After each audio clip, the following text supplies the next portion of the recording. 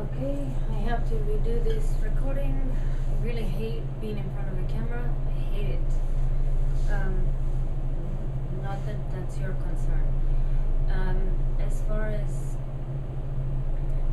the rest of gadgets go, there was a time when I was able to get on the roof of a house or under the house, so I had a host of tools.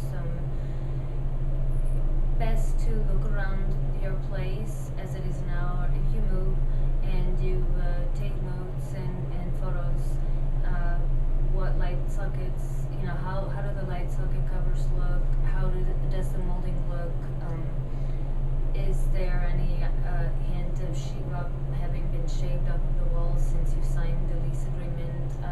Look on the roof, or at least take pictures of the roof. If you find untwisted wire hangers, this is a very primitive way for snaking equipment down the pipes of houses and apartments. This is nothing unbelievable or strange or odd. This is something that people have been doing since they were able to bother other people. So information, I think that I went over that in the first video, but I'm not sure. I'll just repeat it. Dawson's pamphlet, yes, I have it. In my opinion, the Lapins, how to get anything on anybody, better denotes how people are able to stalk each other, how the FBI, PIs are able to do it. You would think that you would smell the paint that someone goes in your house during the day when you're gone. They go in, install a few mics, install a few IR sensors, or whatever it is, and just put some of the spackle over it and paint over it. You think you would smell this, but it's not true. So, keep your crime logs, as they say, and keep your suspicious behavior within those logs if you want to.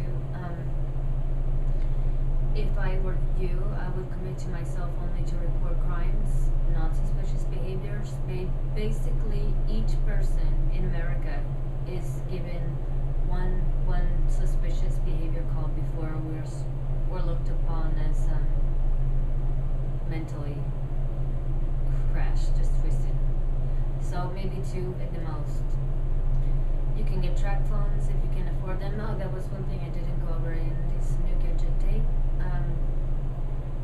Track phones might help you do what they did not do for me. At one point, I think I had 13. I had one for trying to find employment, one for talking to a certain person, a relative, one for talking to friends. But it's how are we able to carry these things around with us all the time? Especially since the assault in 2006, I had 2 disc rupture in my neck, and he had 1 rupture last year. So I had gradual deficiency in my right arm, and I already had issues with the back. So how much of this stuff are you supposed to carry around with you before you're sweaty and you're just strapped to the very basic things that you don't want stolen? You need to get a safety deposit box, a house safe, and a PO box. Definitely these things. And as large a safety deposit box as you can get, the better. Let's see. I'm sorry, I had all of this stuff laid out, as I said. The new Nanos have video capability. This is the recorder I was talking about. This guy, he's broken on the outside. I had 5 of these, now I'm down to 2, as I said. And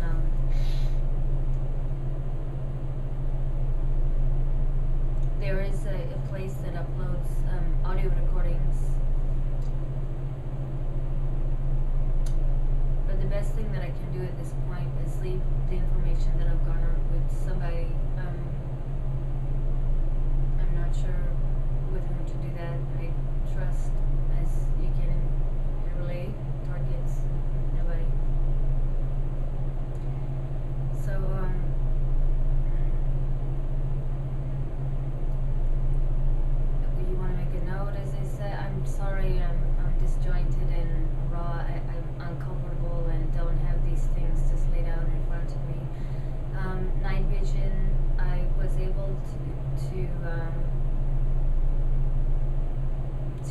had 3 night vision devices, but after the first 2 were stolen, the third was the last one. And binoculars I have, but by the time you have your night vision out, if you see somebody, and mostly what we see is at the best trespassing.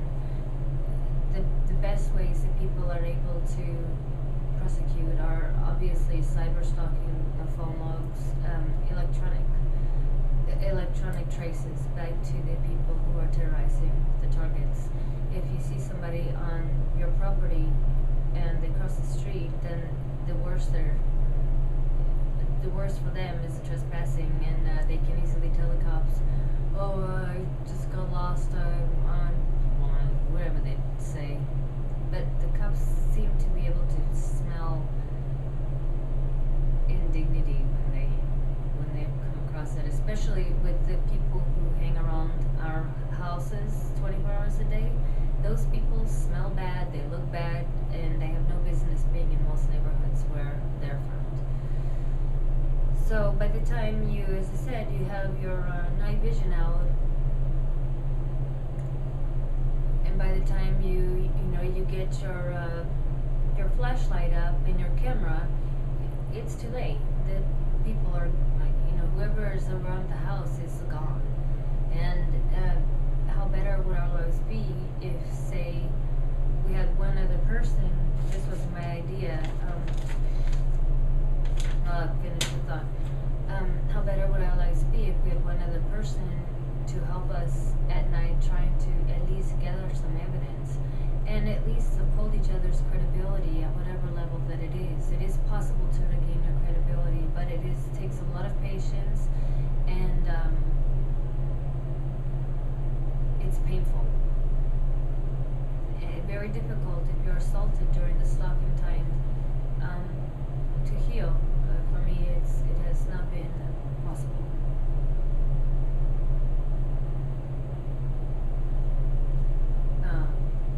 That assault was particularly violent. Later, I found spy equipment in the sconce of the Capitola Inn, which was the place to which I ran from my husband and this situation, or thought I was running. When I came to, maybe I said this in the first tape, I'm sorry. This guy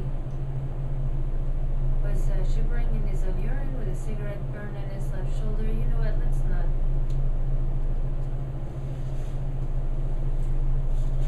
So this is what I came up with last summer. It's cause for informing citizens against stalking, 21 each. And I thought it was a good idea to try to get a group together. What it means is there are 21 people, statistics say, negatively affected per target. So that means friends, family, colleagues, acquaintances, negatively affected. They don't like to see us suffering, but they also don't want to hear about it. And most of them would rather just deny it and say, "Oh well, we're attention starved," or whatever they want to say, even when they have maybe a decade of friendship with us that clearly denotes this not case. Take me, for example. I'm a behind the scenes person. I'm an observer. I'm not comfortable being watched. So that means 23 people are essentially affected by stalking per incident. Unfortunately, a lot of these people within the group of the 21 who are not, say, you, the target, effectively contribute to the stalking either by gossiping when they shouldn't, having a big mouth, which is the same thing, but wanting attention themselves. A lot of these people within the 21, the group of 21, even the stalkers themselves, especially the females, they tend to glamorize what they're doing. They think that, and in a way, why would they not? A lot of their husbands and boyfriends are spying, in my case, on the girl next door. I was that girl being spied on by married men in committed relationships, having children with women. Why would these women not loathe me? I was terrified. more of the women than of the men. So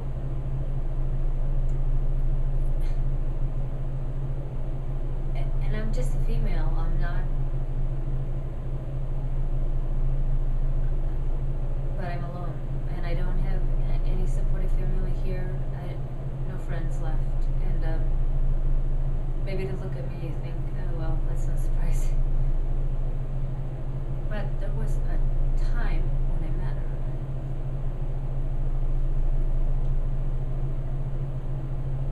At any rate, within the group of the 21, I'm sorry,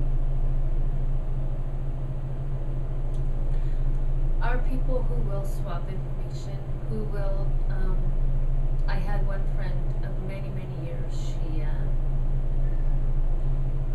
she has a weight problem, and this governs her whole life. I don't have one. I don't worry about it. I don't,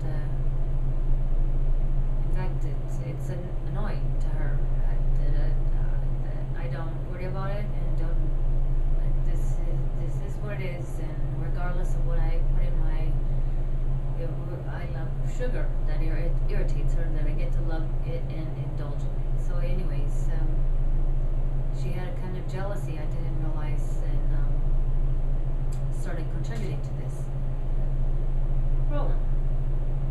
You realize who your friends are when the problem's a mess, as the saying goes. So if you can call friendship a gadget, really figure out who your friends are, make a list of your strengths and your weaknesses, and choose to talk to people who are, I think the best thing you can do is get a baby monitor, an audio device, a video recording device, get yourself a tactical weapon, learn how to use it, take some self-defense classes, don't move 14 times within 4 years, which is what I did, and talk to people who are professionals. Just practice different strategies on how to approach them. But you're not gonna win unless you get together. There will be just more of us destroyed. Thanks for listening.